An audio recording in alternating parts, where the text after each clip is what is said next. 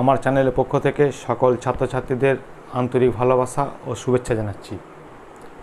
আজকে তোমাদেরকে আমি পড়াবো থাম্বনেইলটা আর টাইটেলটা দেখেই বুঝতে পেরেছি আজকে আমি কি পড়াবো। ঠিক ধরেছ, আজকে আমি একাদশ শ্রেণীর ভূগোল শুরু করব। একাদশ শ্রেণীর ভূগোল শুরু করার আগে, যেহেতু এই ক্লাসটা নতুন, মাধ্যমিক পরীক্ষার রেজাল্ট বেরোনোর পর তোমরা ভর্তি আশা করছি সবাই হয়ে গেছো। স্কুলে যেহেতু ক্লাস শুরু হয়নি, তাই তোমাদেরকে এখন পর্যন্ত নতুন বলতে পারি। তাই এই সিলেবাস সম্পর্কে, এর প্রশ্নের বিভাজন সম্পর্কে, নাম্বার বিভাজন সম্পর্কে তোমাদের একটু ধারণা আমি দেবো। তারপর 100 নম্বরের পরীক্ষা,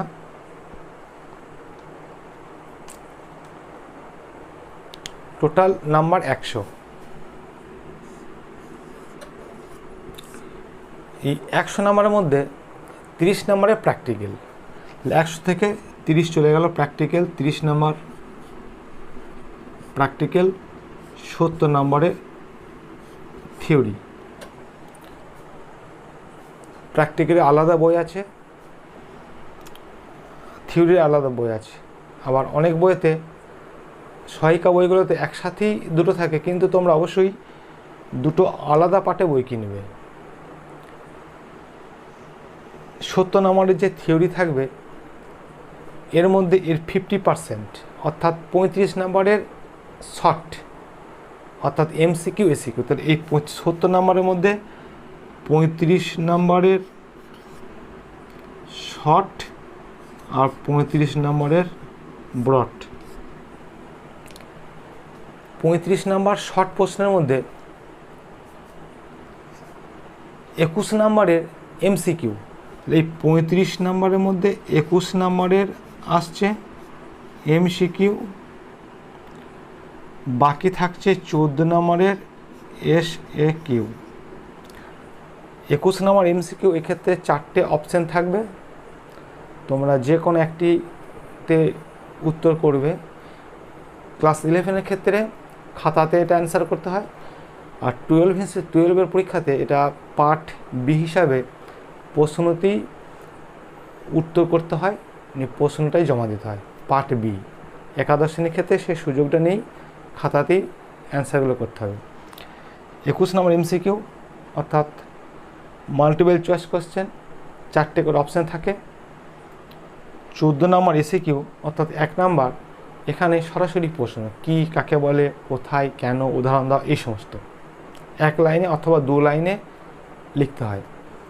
এক্ষেত্রেও একাদশ শ্রেণীর ক্ষেত্রে খাতাতে লিখতে হয়, আর দ্বাদশ শ্রেণীর ক্ষেত্রে কী হয়, প্রশ্নতেই ফাঁকা স্থান থাকে, সেই ফাঁকা স্থানের মধ্যে উত্তরটা লিখতে হয়।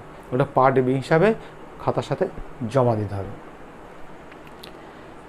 শর্ট 35 নাম্বার চলে গেল। 35 নাম্বার থাকছে বড় প্রশ্ন, 5টা প্রশ্ন পড়বে, একটার জন্য 7, 5 7 35। এই 5টা প্রশ্ন 7 নাম্বারে থাকবে, মানে একটাই প্রশ্ন লিখতে হবে 7 নাম্বারে, তা নয় কিন্তু। এই 7-এর মধ্যে অনেক বিভাজন থাকে। কেমন বিভাজন থাকে দেখো, অনেক ক্ষেত্রে 2+5 থাকতে পারে, আবার 3+4 থাকতে পারে, আবার 2+2+3 থাকতে পারে। সাধারণত এই 3টে বিভাজন থাকতে পারে।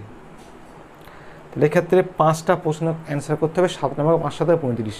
কোনো চ্যাপ্টার বাদ দিলে কিন্তু এখানে হয় না, প্রত্যেক চ্যাপ্টার থেকে প্রশ্ন থাকে। ধরো 2+5, এটা এক চ্যাপ্টার প্রশ্ন, এটা এক চ্যাপ্টার প্রশ্ন, অর্থাৎ বাদ দিয়ে পড়া, এখনকার সিলেবাসে বাদ দিয়ে পড়া চলবে না, প্রত্যেকটা চ্যাপ্টার পড়তে হবে, শর্ট ব্রড। তাহলে আজকে আমি শুরু করব একাদশ শ্রেণীর ভূগোল। প্রথম চ্যাপ্টার, প্রথম অধ্যায়, শাস্ত্র হিসাবে ভূগোল। চলো তাহলে শুরু করা যাক।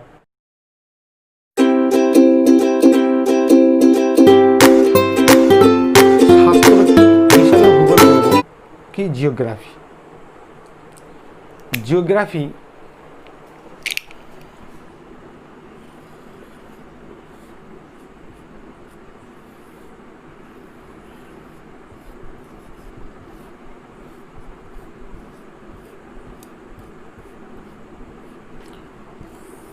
ভূগোল অর্থাৎ জিওগ্রাফি, ইংরাজিতে জিওগ্রাফি।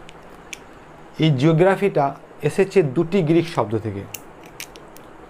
জিওগ্রাফিটা এসেছে দুটি গ্রিক শব্দ থেকে সৃষ্টি হয়েছে। তাহলে এই শব্দটি দুটি গ্রিক শব্দ থেকে সৃষ্টি হয়েছে, দুটি গ্রিক শব্দ।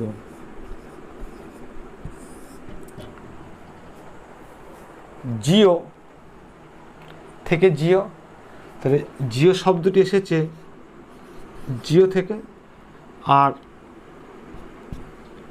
গ্রাফোস থেকে এসেছে গ্রাফি। জিও গ্রাফোস,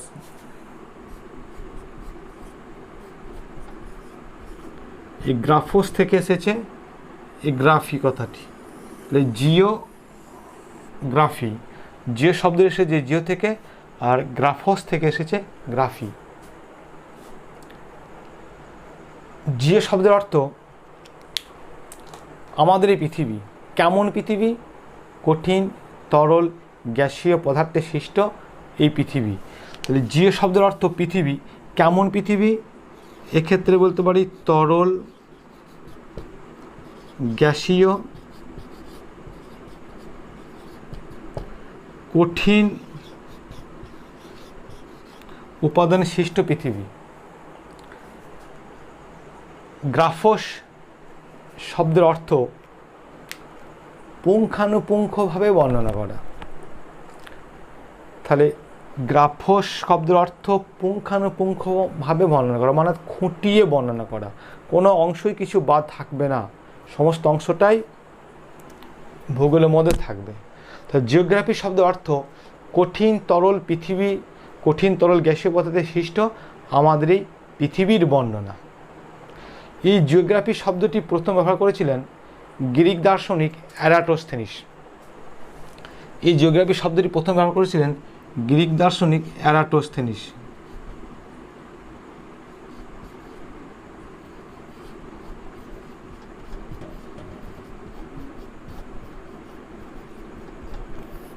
এরাটোস্থেনিস প্রথম এই শব্দটি ব্যবহার করেছিলেন, জিওগ্রাফি শব্দটি।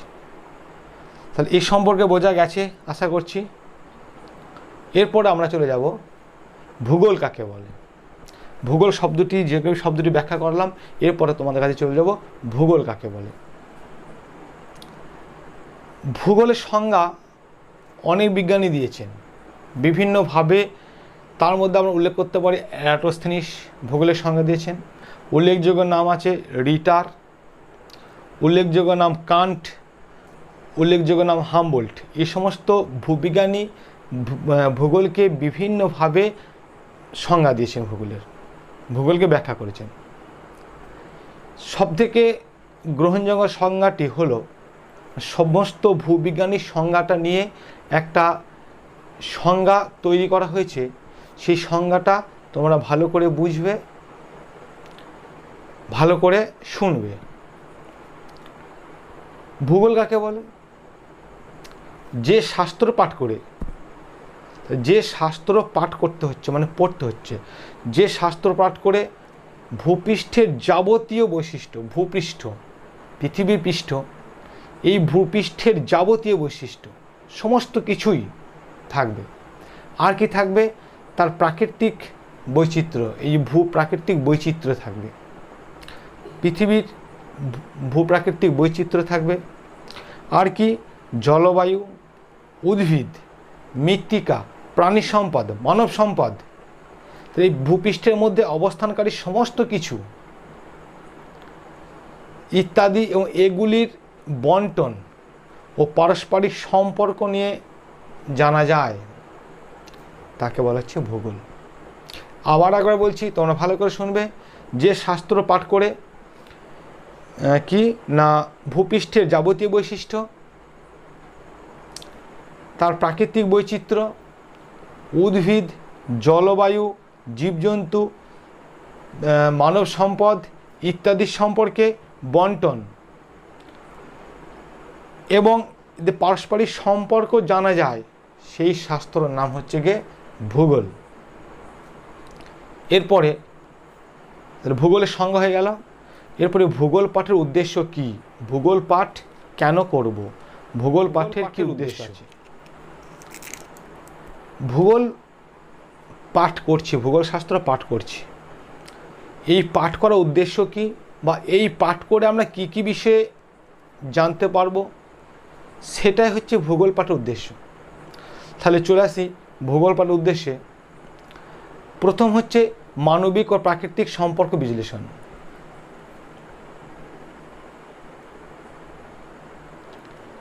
এই পয়েন্টে ব্যাখ্যা করার চেষ্টা করব। মানবিক ও প্রাকৃতিক সম্পর্ক বিশ্লেষণ। মানবিক মানে কারা? আমরা, তুমি, আমি, সবাই মানুষ। এই মানবিক আর প্রাকৃতিক, প্রকৃতিতে বাস করি আমরা, বিশাল আমাদের পৃথিবী, বিভিন্ন প্রাকৃতিক উপাদান আছে।